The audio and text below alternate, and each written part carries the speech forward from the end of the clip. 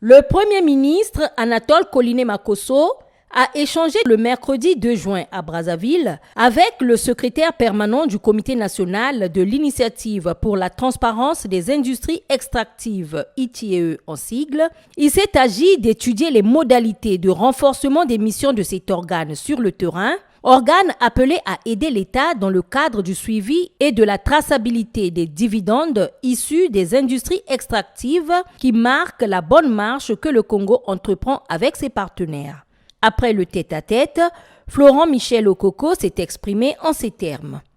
Monsieur le Premier ministre a souhaité recevoir l'initiative Transparence dans les industries extractives afin de se mettre à la connaissance et au courant des enjeux, des différentes exigences. Nous savons tous que dans moins d'une année, la République du Congo sera à nouveau validée et il est important pour le gouvernement de la République d'avoir le point de la mise en œuvre de cette initiative dans notre pays.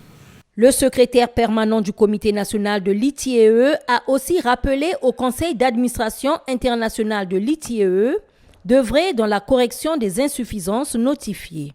Ça renvoie à plusieurs points.